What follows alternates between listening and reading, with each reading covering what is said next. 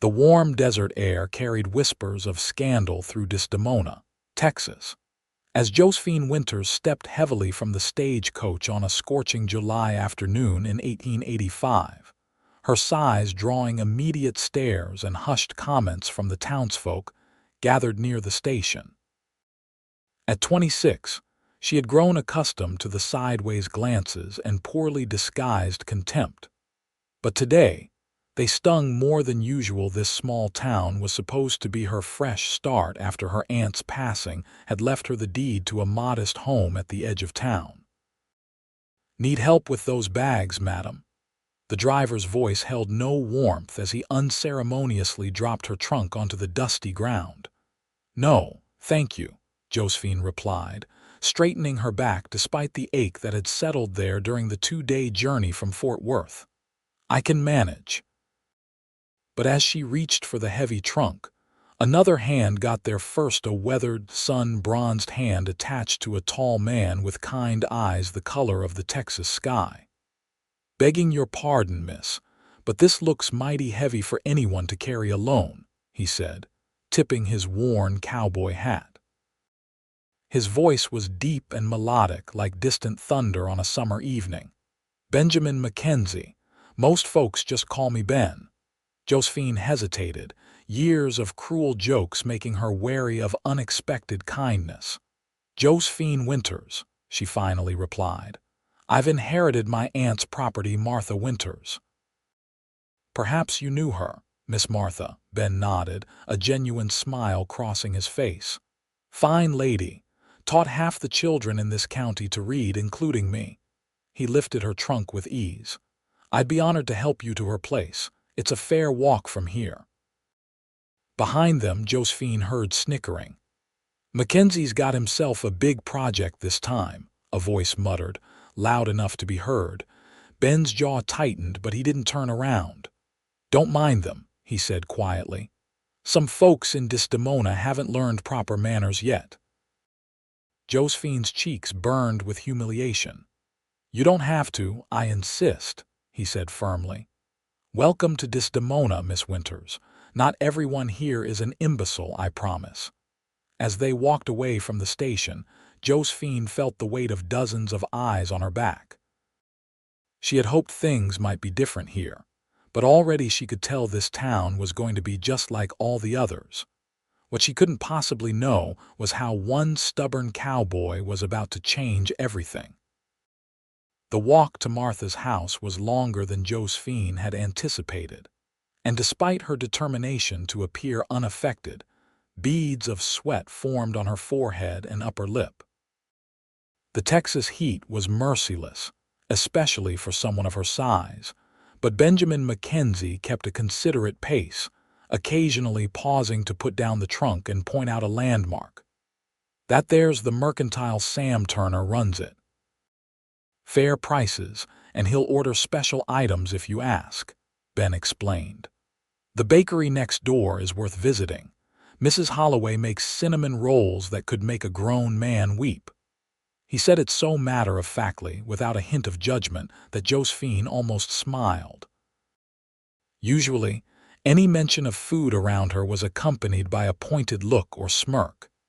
"And that's the schoolhouse where your aunt taught for nearly 30 years. Ben continued, nodding toward a white clapboard building with a small bell tower. "Children still leave flowers on her desk sometimes." She was well loved. Josephine felt a pang of grief. She'd only met Aunt Martha a handful of times, but the older woman's letters had been a lifeline during some of Josephine's darkest days. "I wish I'd known her better," she admitted. "She spoke of you often," Ben said, surprising her. "Showed everyone your letters. She was mighty proud of your writing talent." "You knew I wrote to her," Ben nodded. "Miss Martha read parts of your letters to me whenever I'd help with repairs around her place. Said you had a way with words that reminded her of her favorite authors." They turned onto a narrow dirt road leading away from the center of town. The houses here were spaced farther apart, each with a modest plot of land. At the end of the lane stood a small white house with blue shutters and a wraparound porch. The garden had grown wild in the months since Martha's passing, but Josephine could see it had once been beautiful. "Here we are," Ben said, carrying the trunk up the steps. "Key should be under that pot with the painted sunflowers." Josephine found the key exactly where he'd indicated and unlocked the door with trembling hands. The interior was dusty but welcoming, simple furniture, shelves lined with books, and framed photographs on every wall. To her surprise, several were of her. "I should be getting back to my ranch," Ben said, setting her trunk down in the parlor. "But if you need anything at all, I'm just over that ridge to the east. The place with the red barn, can't miss it." "Thank you, Mr. Mackenzie. You've been uncommonly kind." "Ben," he corrected with a gentle smile.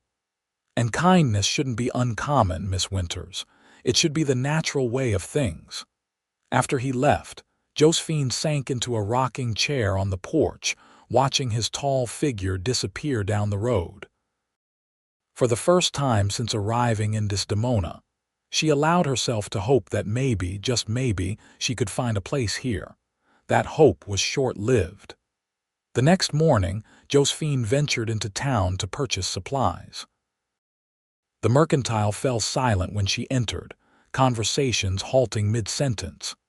The owner, Sam Turner, was professional but distant as he filled her order, his eyes never quite meeting hers. "That'll be $3.42, he said, pushing her purchases across the counter. As Josephine counted out the money, she overheard a woman's voice from the fabric section. "Poor Martha must be turning in her grave, to think that's her niece. No wonder she never brought her to visit." "Hush, Eleanor," another woman whispered. "She'll hear you." "Good. Maybe she'll go back where she came from. A woman like that will drain the town's food supply by Christmas." Josephine's hands froze over her coins. She'd faced cruelty before, but somehow, here in her aunt's beloved town, it cut deeper. "That'll be all, Mrs. Patterson," came a firm voice from the doorway. Ben Mackenzie stood there, his expression thunderous as he stared down the gossiping woman. "I believe you've purchased enough poison for one day." The woman, Mrs. Patterson, flushed crimson. "I was merely being unkind to a newcomer who's done nothing to deserve it," Ben finished for her. "Miss Winters is Martha's family, which means she's part of Desdemona now. I suggest you remember that." He crossed to the counter, tipping his hat to Josephine. "Morning, Miss Winters." "Beautiful day, isn't it?" She couldn't speak past the lump in her throat, so she merely nodded. "I was hoping to catch you," Ben continued casually, as if they weren't the center of attention in the now silent store. "My mare just had a foal, and I remembered your aunt mentioning you loved horses. Thought you might like to come see him sometime." It was a lifeline thrown in front of witnesses, and Josephine grabbed it gratefully. "I'd like that very much, Mr. Mackenzie." "Wonderful. I could escort you back home now if you're finished here." Outside, as they walked down the main street with her purchases, Josephine finally found her voice. "You didn't have to do that." "Do what? Defend me? Create a reason to speak to me in public?" Ben stopped walking, turning to face her fully. "Miss Winters, I didn't create anything. My mare did have a foal 3 days ago, and I would genuinely like to show him to you. As for defending you," his eyes softened, "that's what neighbors do. The good ones, anyway." "Most people don't consider me worth defending," she admitted quietly. "Then most people are fools," he replied simply. "Would you like to see that foal today? He's wobbly as a newborn colt should be, but he's got spirit." Despite everything, Josephine smiled. "Yes, I think I would." Ben's ranch was modest compared to some of the larger operations in the county, but it was well maintained and clearly loved. The red barn was freshly painted, the fences sturdy, and a small but comfortable-looking house sat on a slight rise overlooking the property. A creek ran along the eastern border, lined with cottonwood trees that provided patches of blessed shade. "It's not much," Ben said as he helped Josephine down from his wagon. "But it's mine free and clear. Paid the last mortgage installment last year." "It's beautiful," Josephine said sincerely. "How many acres?" 120. "Small by Texas standards, but it's good land. 10 cows, 6 horses, some chickens, and a vegetable garden that's fighting me every step of the way." He grinned. "I'm a better rancher than gardener, I'm afraid." "Perhaps I could help with that," Josephine offered. "Gardening was one thing my mother taught me well." Ben's face brightened. "I'd welcome the advice. But first, come meet Stella and her boy." The mare was a beautiful sorrel with a white blaze, her coat gleaming in the afternoon sun.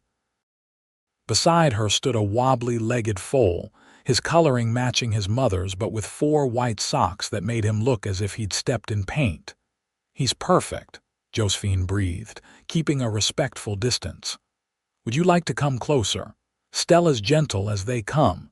Josephine hesitated. "I don't want to frighten them."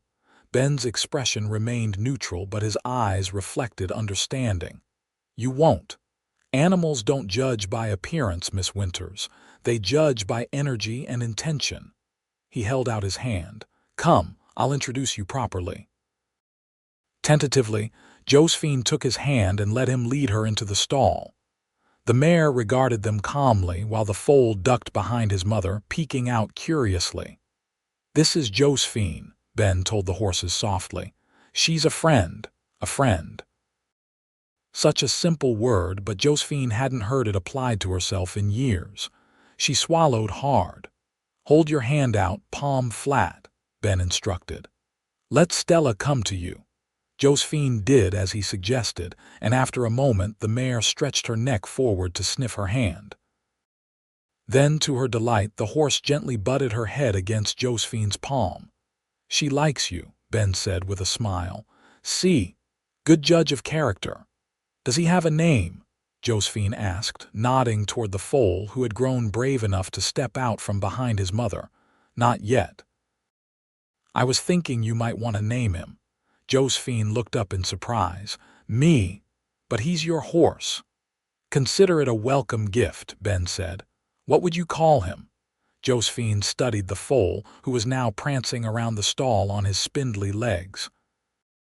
Despite his wobbliness, there was a determination in his movements, a refusal to be limited by his newborn awkwardness. "Valor," she decided. "His name is Valor." "Valor," Ben repeated, nodding approvingly. "It suits him." They spent the next hour with the horses. Then Ben showed her around the rest of the ranch. By the time he drove her home, the sun was setting, painting the Texas sky in brilliant oranges and pinks. "Thank you," Josephine said as they reached her aunt's her house. "This was the nicest day I've had in a very long time." "The pleasure was mine," Ben replied. "And I meant what I said about the gardening advice. My tomatoes are staging a rebellion." Josephine laughed, a real laugh that surprised her with its freedom. "I'll come by tomorrow if that's convenient." "I'll look forward to it." As Ben drove away, Josephine stood on the porch, watching until his wagon disappeared. For the first time in years, she felt something unfamiliar stirring in her chest, hope, small but persistent, like Valor finding his footing in a new world.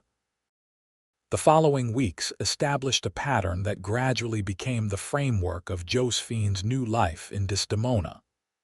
Mornings were spent tending to her aunt's house, which she was slowly making her own.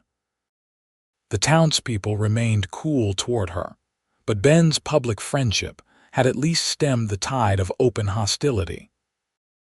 Afternoons often found her at the Mackenzie ranch, where she had successfully revitalized Ben's struggling garden and spent hours with Valor, whose gangly legs grew stronger by the day. "You're a miracle worker," Ben declared one afternoon in late August, holding up a perfectly ripened tomato. 2 weeks ago, these plants were practically begging for a mercy killing.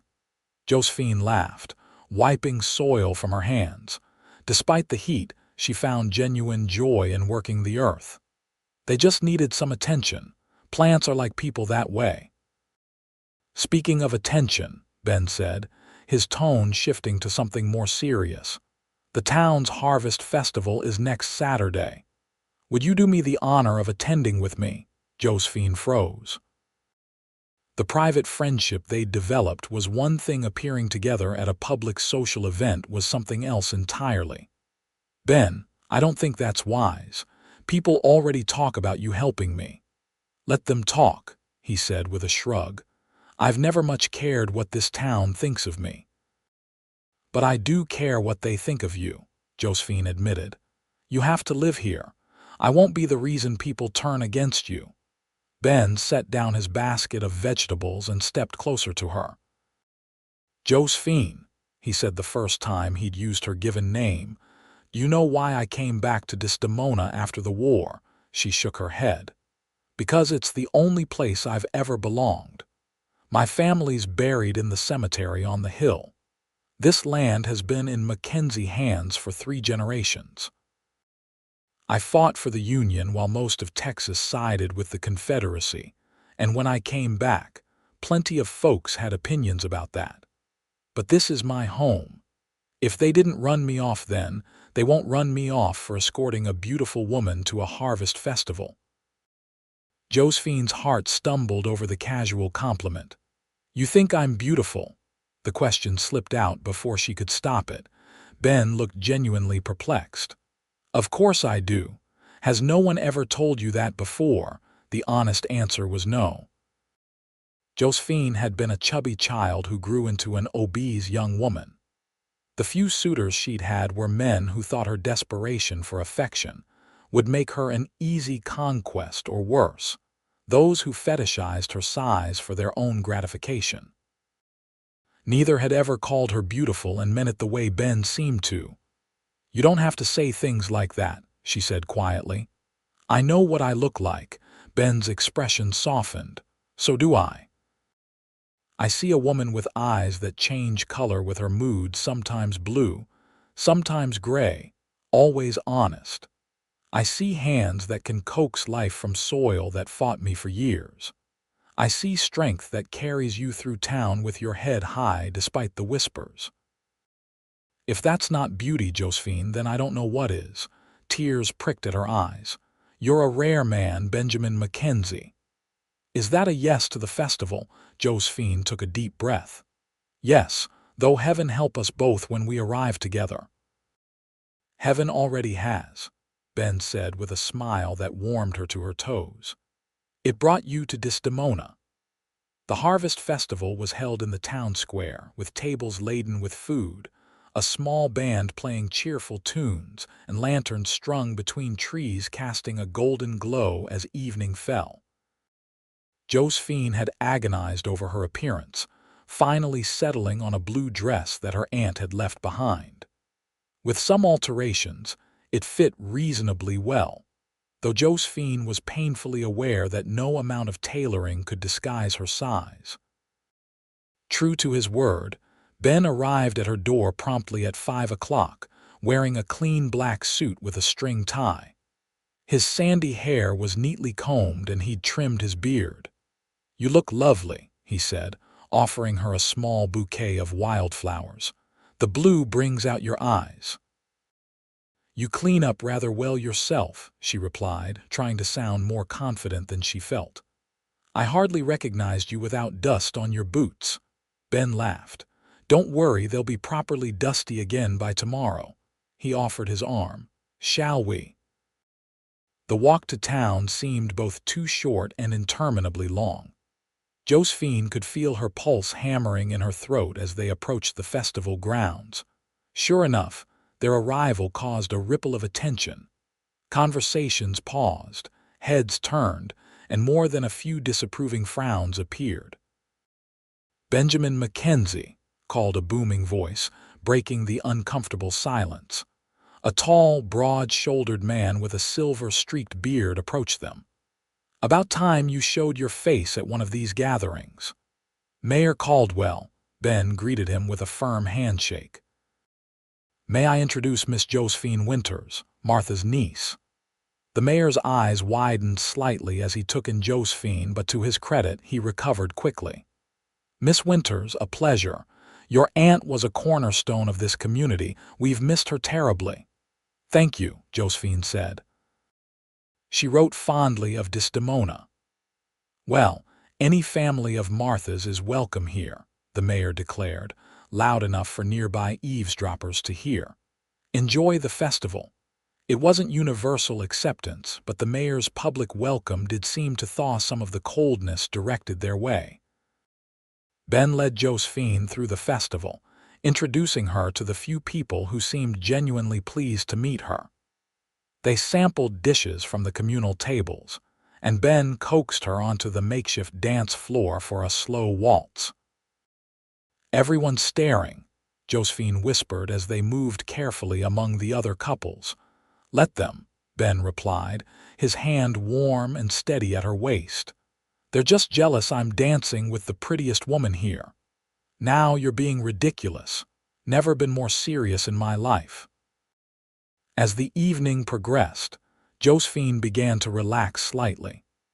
A few of the town's children approached her, curious rather than judgmental, and she found herself telling them stories about the places she'd lived. Ben watched with obvious admiration as she captivated the small audience. But the brief respite couldn't last. As they were preparing to leave, Josephine overheard a conversation between two women standing near the punch bowl. "It's shameful, that's what it is," one said. "Benjamin Mackenzie could have his pick of any woman in the county. What's he doing with that?" "My Gerald says Ben's just being charitable," the other replied. "You know how he took care of old Martha in her final months. Probably feels responsible for her niece now. Charity is one thing. Bringing her to the festival like they're courting is another entirely. What man could possibly be attracted to a woman that size? It's unnatural." Ben, who had been speaking with the blacksmith a few feet away, turned at that moment and saw Josephine's stricken expression. In 3 long strides, he was at her side. "Are you all right?" he asked quietly. "I'd like to go home now," she managed, her voice tight with unshed tears. Without a word, Ben led her away from the festival. They walked in silence until they were well beyond the lights and music. "I'm sorry," Josephine finally said. "I shouldn't have come. I've embarrassed you." Ben stopped walking. "Josephine Winters, look at me." Reluctantly, she raised her eyes to his. "You have nothing to apologize for. Nothing." His voice was low and fierce. "Those women, their hearts are smaller than a desert rain. They can't imagine what it means to see a person for who they truly are. And you can." The question came out more bitter than she intended. "Yes," he said simply. "I can." Before she could respond, Ben took her face gently between his hands and kissed her. It was a soft kiss, almost reverent, but it held nothing of pity or charity. When he pulled away, his eyes were dark with emotion. "I've wanted to do that since you named that foal Valor," he admitted, "but I wasn't sure if you'd welcome my feelings." Josephine stood frozen, her lips tingling from the kiss. "Why?" she whispered. "Why me when you could have anyone?" "Because there is no anyone for me. There's only you." He took her hands in his. "I don't expect you to believe me tonight or tomorrow or even next month.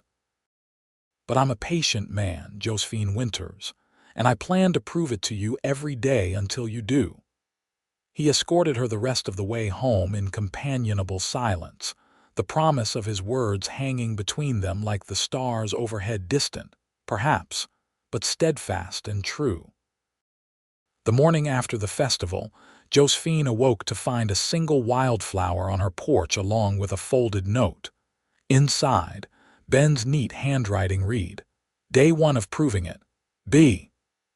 The gesture made her smile despite the lingering humiliation from the previous night. She placed the flower in a small vase and set it on the kitchen table where the morning sun caught its purple petals. By midday, her smile had faded as the reality of her situation settled back in. Ben might genuinely care for her, his kiss had certainly felt real enough, but Desdemona would never accept them as a couple. Every time they appeared in public together, he would face the town's judgment. Eventually, even his patience would wear thin. She was so lost in these thoughts that she almost missed the knock at her door. When she opened it, she found not Ben but a thin, elderly woman with sharp eyes and a basket over her arm. "Miss Winters, I'm Ida Jenkins. Your aunt and I were friends for 40 years. The woman's tone was matter-of-fact, neither warm nor cold. "May I come in?" Surprised, Josephine stepped back. "Of course, Mrs. Jenkins, please. It's Miss Jenkins, never married." She settled into a chair at the kitchen table, her eyes taking in the flower vase. "I see Ben's been by already." Josephine felt herself flush. "We're friends?" Miss Jenkins set her basket on the table. "Martha wrote to me about you often. Said you had a gift with words but not much faith in yourself. Seems she was right on both counts." Unsure how to respond, Josephine remained silent. "I saw you at the festival last night," Miss Jenkins continued. "Saw how you looked at Ben when you thought no one was watching. Saw how he looked at you when everyone was watching."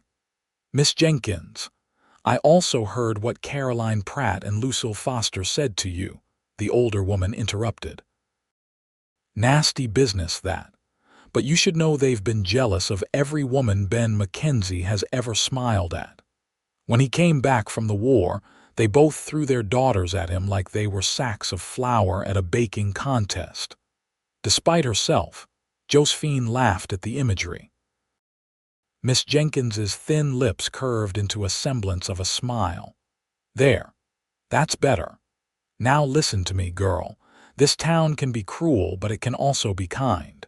Martha was beloved here not because she was thin or pretty, though she was both in her youth, but because she was good. She saw the best in people and helped them see it in themselves." She reached into her basket and pulled out a faded photograph. "This was your aunt at your age." Josephine took it with trembling fingers.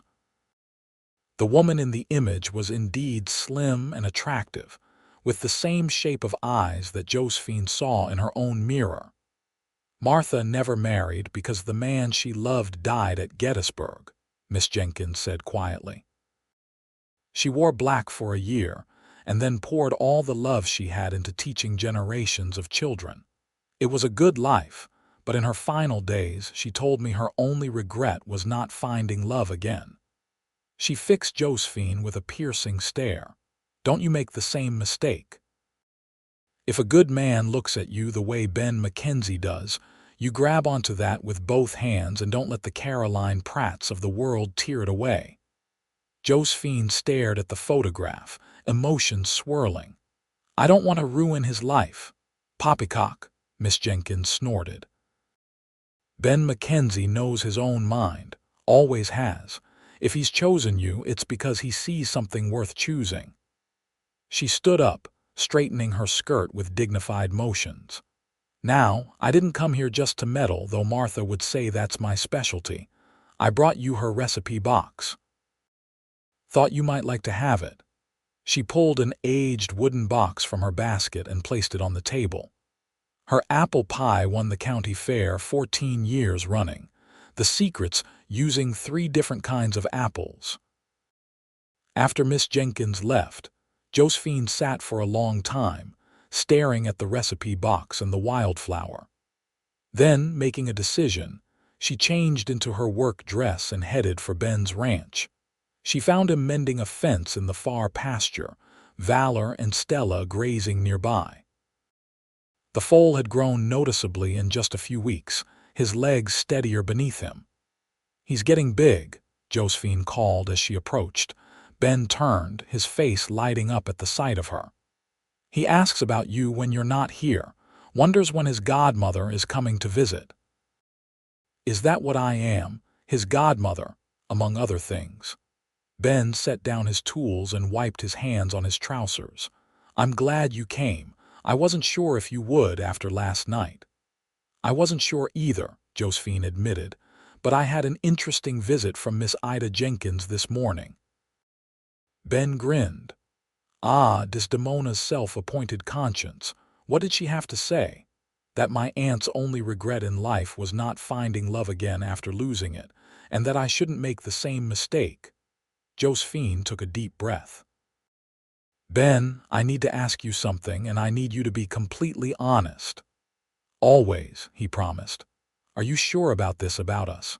Because once we start, this town will never stop talking. They'll say cruel things about you associating with me. They'll question your judgment, your manhood." The word made her blush, but she forced herself to continue. "I couldn't bear it if you came to resent me for that." Ben's expression grew serious. "Josephine, do you know what I saw during the war?" She shook her head. "I saw men dying for causes they barely understood. I saw others risking their lives to save men they'd never met before and would never see again. I learned that life is too precious and too short to waste a single day of it worrying about what people who don't matter think." He stepped closer, taking her hands. "The only opinions that matter to me are those of people who care enough to know the truth of my heart. That's a mighty short list, and most of them are buried on that hill behind the church. You're on that list now, and I hope you'll stay there. Even if I say this can't work, that we should just be friends." Ben's thumbs traced circles on the backs of her hands. "Even then. But before you decide, I'd like to kiss you again if you'll allow it, just so you have all the facts." This time when their lips met, Josephine let herself believe, just for a moment, that this extraordinary man truly did find her beautiful. The kiss deepened, and she found herself clinging to him as if he were the only solid thing in a world gone suddenly liquid. When they finally parted, both breathing heavily, Ben rested his forehead against hers. "Still want to be just friends," he murmured. "No," Josephine whispered. "But I'm terrified, Ben. I've never been loved before. I don't know how to do this." "We'll figure it out together," he promised. One day at a time. By early October, the gossip had reached a fever pitch.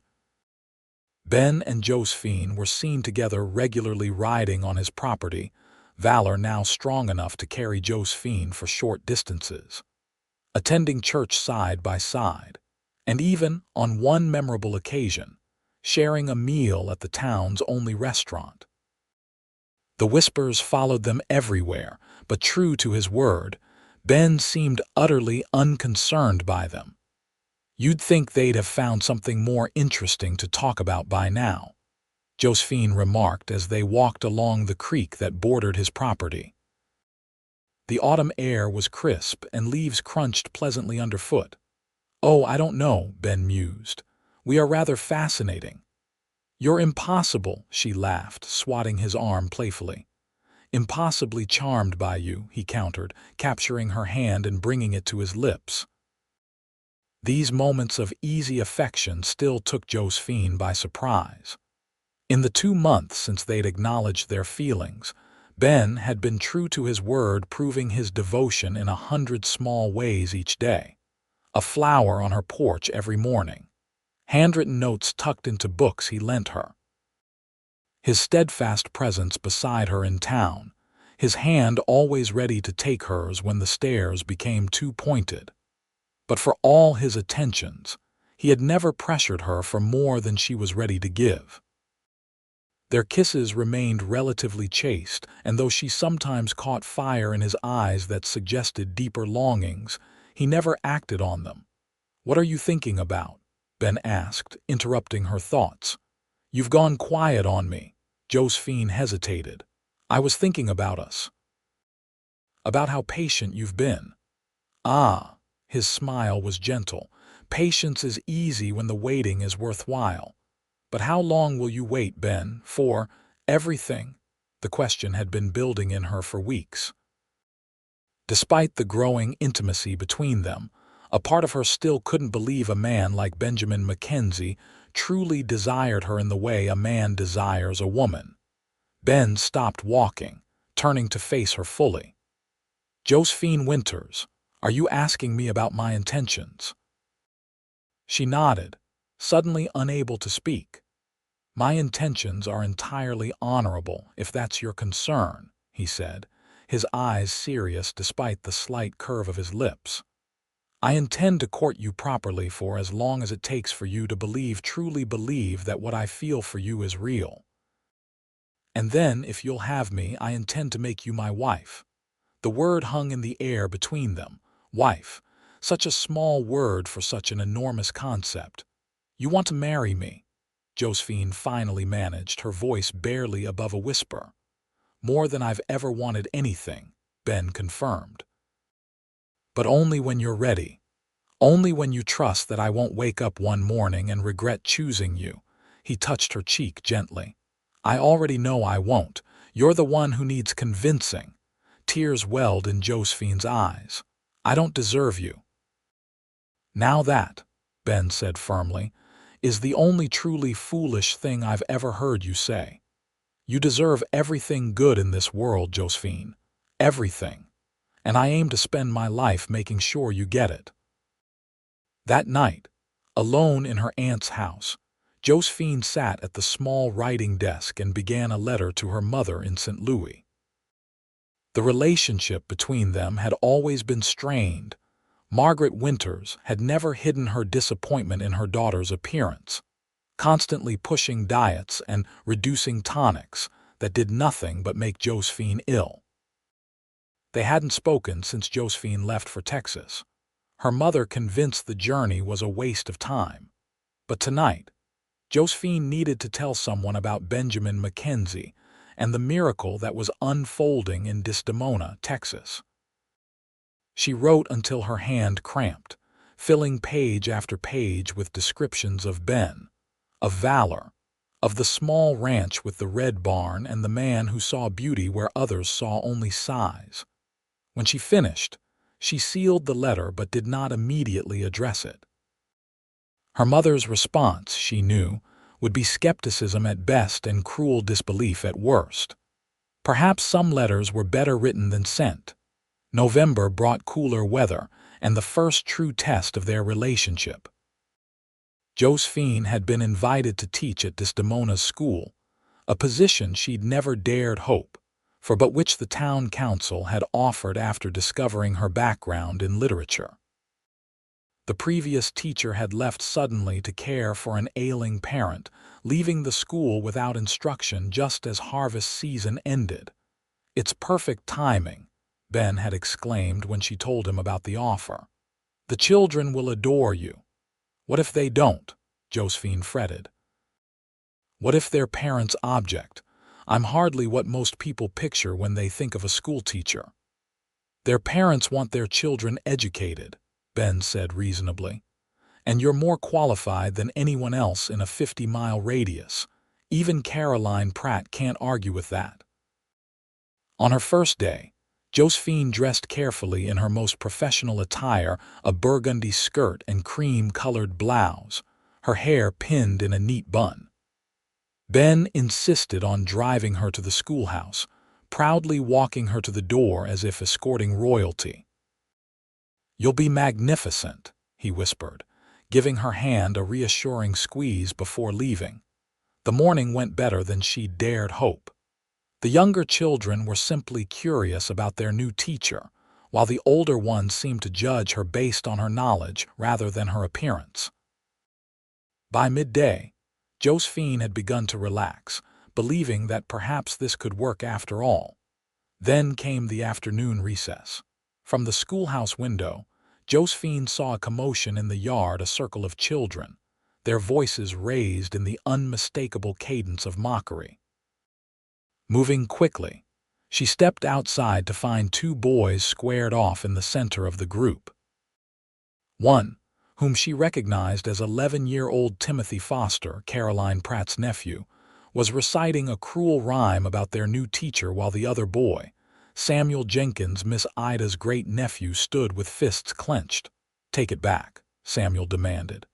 "Miss Winters is nice. You take it back." "Make me," Timothy taunted. "Everyone knows it's true. My aunt says," He didn't get to finish his sentence because Samuel's fist connected with his jaw, sending the larger boy stumbling backward. "Samuel Jenkins," Josephine called sharply, her heart sinking. Of all the ways for her first day to unravel, a playground fight had not been on her list of concerns. Both boys froze at the sound of her voice, along with the rest of the children. "Inside, all of you," Josephine ordered. "Except Samuel and Timothy. You two will wait with me." As the other children filed back into the schoolhouse, Josephine surveyed the two combatants. Timothy's lip was bleeding slightly, while Samuel stood defiant, though she could see tears threatening in his eyes. "Fighting is never acceptable," she began, keeping her voice level. "No matter the provocation." "But Miss Winters," Samuel protested, "he was saying awful things about you, things that aren't true." "I appreciate your desire to defend me, Samuel, but your fists won't change Timothy's mind. Only his experiences will do that." She turned to Timothy. "Are you injured?" The boy shook his head sullenly. "Good. Then you may both return to the classroom. After school, you'll stay to help me clean the blackboards and sweep the floor, and I'll be writing notes to both your families explaining what happened." As the boys trudged inside, Josephine took a deep breath. The incident would surely reignite the town's gossip. She could already imagine Caroline Pratt spreading the tale of how her poor Timothy had been brutalized for speaking the truth about the Obese schoolteacher. By the time Ben came to collect her that afternoon, word had already reached him. "I heard there was some excitement today," he said as they walked toward his wagon. "Samuel Jenkins defending your honor from what Miss Ida tells me. It was mortifying," Josephine admitted. "And it will only make things worse. Or better," Ben suggested. "The Jenkins family carries weight in this town, no pun intended. If they're publicly in your corner, others will follow. People are like sheep that way. I don't want support out of obligation, Ben." "They'll start with obligation and end with genuine regard," he predicted. "You'll see. Give them time to know you as those children are coming to know you." As it happened, Ben was right. The fight between Samuel and Timothy became a turning point of sorts. Miss Ida, true to form, made it her personal mission to champion Josephine throughout Desdemona.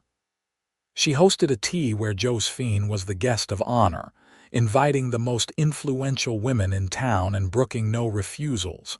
Slowly, almost imperceptibly, attitudes began to shift.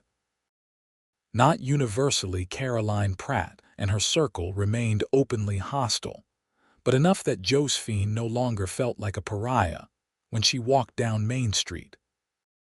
The children's enthusiasm for her teaching methods helped. It was difficult for parents to maintain their prejudice when their offspring came home bubbling with excitement about Shakespeare and Dickens. By Thanksgiving, Josephine had settled into her role as Desdemona's schoolteacher. She had also, somewhat to her own surprise, settled into her role as Benjamin Mackenzie's sweetheart. The gossip hadn't entirely abated, but it had lost much of its venom. Some even began to speak of them as an established couple, as if their relationship was simply a fact of life in Desdemona rather than a curiosity. "Will you join me for Thanksgiving dinner?" Ben asked one crisp November afternoon as they walked along the creek. "Nothing fancy, just us. Some turkey if I can shoot one, and whatever sides you might be willing to prepare." "I'd be delighted," Josephine replied. "Though I should warn you, my cooking skills are limited to a few of Aunt Martha's recipes." "Her apple pie?" Ben asked hopefully. Josephine laughed. "Yes, I've mastered that one at least." "Then we're set for a feast." He squeezed her hand. "I have something to show you if you're not in a hurry to get home." "What is it?" A surprise. "You'll need to close your eyes."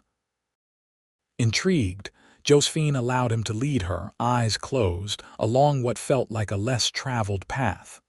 The ground sloped gently upward and the air grew slightly cooler as they moved into the shade of trees. "Almost there," Ben murmured. Just a few more steps. All right, you can look now. Josephine opened her eyes to find herself standing in a small clearing on a hillside. The view was spectacular. Ben's ranch spread out below them, the creek winding like a silver ribbon through the property, and beyond that, the rolling Texas landscape stretching toward the horizon. But what caught her breath was the small wooden structure nestled at the edge of the clearing. It was just a frame now, 4 walls and the beginnings of a roof, but unmistakably the start of a house. "Ben," she questioned, turning to him with wide eyes. "I've owned this parcel for years," he explained. "Always thought it had the prettiest view in the county." He gestured toward the structure. "Started building a couple of weeks ago. It's not much yet, but by spring it'll be a proper house. 2 bedrooms, a good-sized kitchen, a porch that wraps around to catch both sunrise and sunset." Josephine's heart pounded so loudly she was certain he must hear it. "It's beautiful." "It could be ours," Ben said quietly, "if you wanted it to be." She turned to face him fully, hardly daring to believe what he seemed to be saying. "Ben." Slowly, he lowered himself to one knee, taking her hands in his. "Josephine Winters, I have loved you since the moment you named that wobbly foal Valor. I love your kindness, your courage, your mind, and yes, your body, all of you, exactly as you are. I want to wake up next to you every morning and fall asleep beside you every night for the rest of our lives." From his pocket, he withdrew a small ring, a simple gold band with a single pearl. "This was my mother's. I'd be honored if you would wear it as my wife." Tears blurred Josephine's vision as she looked down at this remarkable man, this cowboy who had seen past her size to the woman beneath, who had defended her against cruelty, who had patiently proved his love day after day, until even her doubts had nowhere left to hide. "Yes," she whispered, then louder. "Yes, Benjamin Mackenzie, I will marry you." As he slipped the ring onto her finger, it fit perfectly, another small miracle. Josephine felt the last of her defenses crumble. This was real. This man loved her. And perhaps most astonishingly of all, she deserved that love. Ben rose to his feet and pulled her into his arms, kissing her with a passion that left no doubt about the depth of his feelings. When they finally parted, both breathless, he pressed his forehead to hers. "Thank you," he murmured. "For what?" "For believing me, for believing in us." Josephine smiled through her tears. "Nobody believed a woman like me could find love," she said softly, "but you proved them wrong. And I'll keep proving them wrong," Ben promised, "every day for the rest of our lives." Their wedding was set for the first Saturday in April, when the Texas wildflowers would be in full bloom. The announcement caused the expected stir in Desdemona, but by now, even the most dedicated gossips had to admit that Benjamin Mackenzie's devotion to Josephine Winters appeared genuine and lasting. "It's still an odd match," Josephine overheard Mrs. Patterson say to Caroline Pratt at the Mercantile one afternoon in January. "But I suppose if he's determined to have her, we should make the best of it." "Martha would want us to welcome her," Mrs. Patterson's companion agreed reluctantly, "and the children do seem to adore her." It wasn't a ringing endorsement, but Josephine took it as a sign of progress. The town was coming to accept, if not fully understand, that Ben had chosen her with his eyes wide open. The winter months passed in a blur of wedding preparations and work on the new house. Ben insisted on doing much of the construction himself, though neighbors occasionally came to help with larger tasks. By March, the structure was nearly complete, a charming 2-bedroom home with large windows to capture the magnificent views. "It's perfect," Josephine told him as they stood on the porch one Sunday afternoon. The weather had turned mild, with hints of the spring to come. "I can hardly believe it will be ours in just a few weeks." "Believe it," Ben said, slipping an arm around her waist. "I'm counting the days." Josephine leaned against him, marveling at how comfortable she had become with his touch. Where once she had flinched from physical contact, expecting judgment or disgust, now she welcomed the warmth of his embrace. Ben had taught her that her body was not an obstacle to be overcome, but simply part of who she was, worthy of love and desire just like any other part of her. "Have you heard from your mother?" he asked. Josephine had finally sent the letter she'd written months ago, along with an invitation to the wedding. "Not yet," she sighed.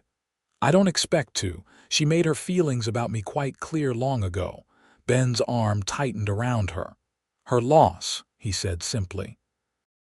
"But the invitation stands if she changes her mind."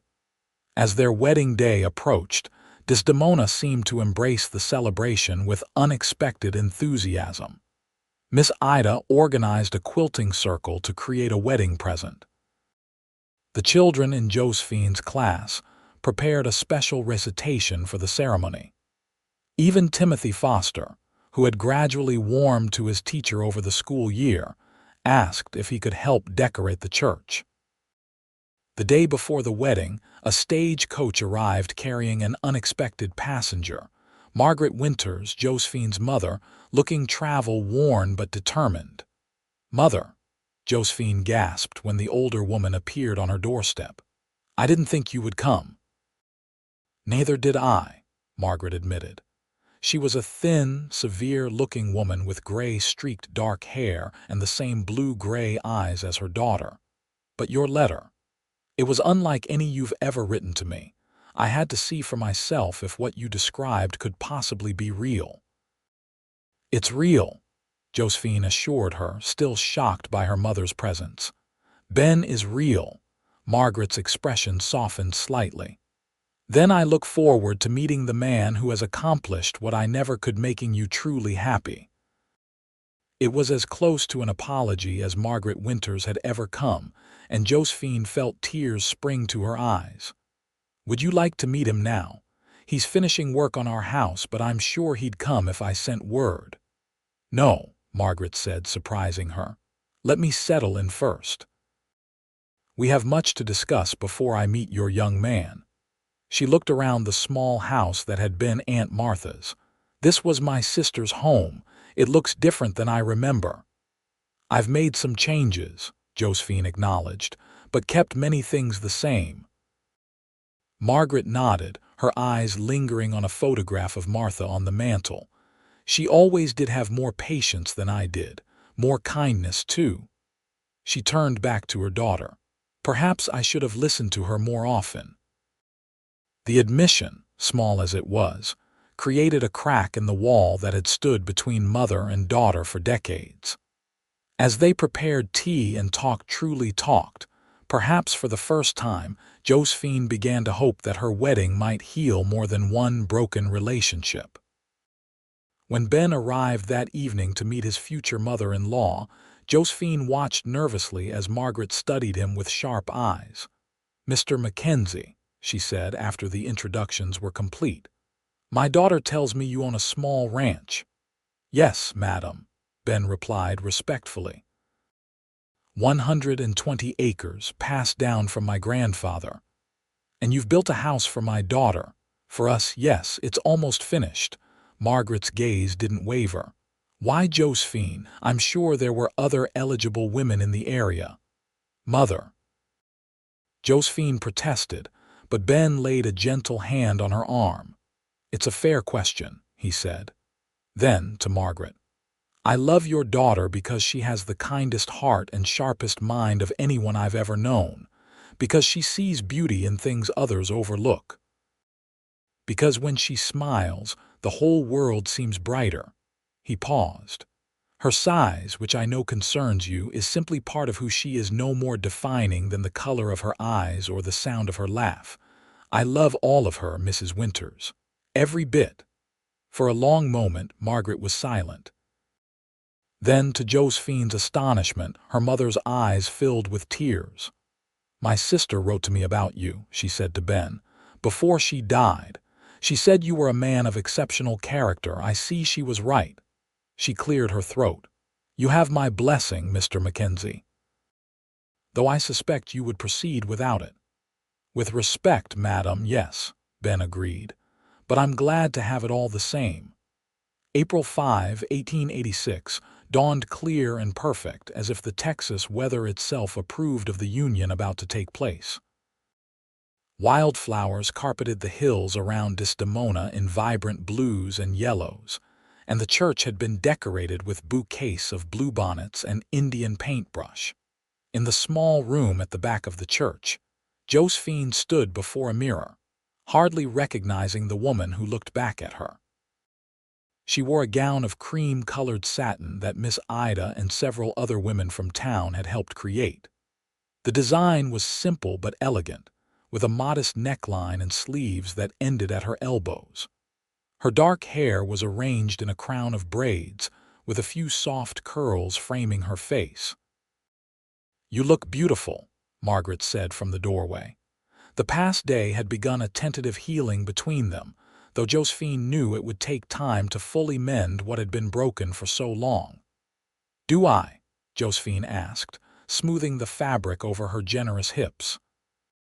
Despite everything, a sliver of doubt remained. "I know I'm not—" "Stop," Margaret interrupted, crossing to stand behind her daughter. "Benjamin is right. Your size is just one part of who you are." She touched Josephine's hair gently. "I was wrong to make you feel it was the only part that mattered. Can you forgive me for that?" Tears threatened to ruin the careful work Miss Ida had done with powder and rouge. "I forgive you, Mother." A knock at the door signaled it was time. The church was full not just with the curious, Josephine knew, but with people who had come to genuinely wish them well. Even Caroline Pratt had sent a small gift, though she had conveniently arranged to be visiting relatives in Dallas on the day itself. As the first notes of music filled the church, Josephine took her mother's arm. With no father to give her away, she had asked Margaret to escort her down the aisle, a gesture of reconciliation that had moved her mother deeply. "Ready?" Margaret asked. Josephine nodded. "More than I've ever been for anything in my life." The walk down the aisle passed in a blur. Josephine was vaguely aware of faces turning to watch her, of smiles and a few tears, of the children from her class sitting together in one pew. But mostly, she saw Ben waiting for her at the altar, his eyes shining with such love that it took her breath away. When she reached him and her mother placed her hand in his, Ben leaned close to whisper, "You are the most beautiful bride this town has ever seen." And in that moment, Josephine believed him completely. The ceremony was simple and heartfelt. They exchanged traditional vows, though Ben had insisted on adding a promise of his own. "I will love you exactly as you are," he said, his voice carrying clearly through the church, "every single day of our lives together. This I vow before God and all these witnesses." As they sealed their vows with a kiss, the church erupted in applause. Whatever doubts Desdemona might have harbored about their union seemed forgotten in the joy of the moment. The celebration continued at Ben's ranch, their ranch now, with tables set up under the trees, and lanterns ready to be lit when evening fell. Everyone from town seemed to have contributed something. Mrs. Holloway's famous cinnamon rolls, Mrs. Turner's fried chicken, even Caroline Pratt's sister had sent a wedding cake all the way from Dallas. As the sun began to set, casting long golden light across the land, Ben led Josephine away from the celebration toward their new house on the hill. They hadn't yet moved in tradition, dictated they would do so after the wedding, but he wanted to show her something. "Close your eyes," he instructed, just as he had when he'd first brought her to this spot. When she opened them, she gasped. The porch of their new home was lined with lanterns, casting a warm glow that welcomed them home. Inside, through the open door, she could see that the main room had been furnished with a comfortable sofa, a rocking chair, and a small dining table with chairs. "Welcome home, Mrs. Mackenzie," Ben said softly. Josephine turned to him, her heart so full she could barely speak. "I never thought I could be this happy," she finally managed. Ben gathered her in his arms. "This is just the beginning," he promised. "Every day for the rest of our lives, I intend to make you even happier." That night, when the celebration had ended and their guests had gone home, Ben carried Josephine across the threshold of their new house. In the privacy of their bedroom, with moonlight spilling through the curtainless windows, he showed her with gentle hands and reverent kisses that her body was indeed beautiful to him, all of it. Every curve and soft place that she had spent a lifetime trying to hide. And Josephine, at last free of the shame that had shadowed her for so long, gave herself to him completely, discovering in his arms that love could indeed transform how she saw herself. In the years that followed, Benjamin Mackenzie kept his promise. Every day, in 100 small ways, he proved to Josephine and to the watching world that love sees beyond the surface to the truth of a person's heart. Their ranch prospered under their joint care. The house on the hill became known for its hospitality, with Sunday dinners that brought together friends from across the county. Valor grew into a magnificent stallion, the foundation of a small but respected breeding program that Ben and Josephine developed together. 2 years after their wedding, Josephine gave birth to a son they named Thomas, after Ben's father. A daughter, Martha, followed 18 months later, her arrival coinciding with Margaret Winters' decision to sell her home in St. Louis and move permanently to Desdemona to be near her family. By the time their third child, another boy they named William, arrived in 1891, few in Desdemona remembered a time when Benjamin and Josephine Mackenzie weren't considered one of the town's most devoted couples. The whispers had long since faded, replaced by genuine respect for the schoolteacher who had transformed the town's educational system and the rancher whose integrity was beyond question. On their 10th wedding anniversary, as they sat on their porch watching their children play in the yard below, Ben took Josephine's hand and pressed it to his lips. "Any regrets?" he asked, his eyes crinkling at the corners the way they always did when he smiled. Josephine looked out at the life they had built together, the thriving ranch, the beautiful children, the community that had become family. Then she turned back to the man who had seen her true self when no one else had bothered to look. "Not a single one," she said, leaning against his shoulder.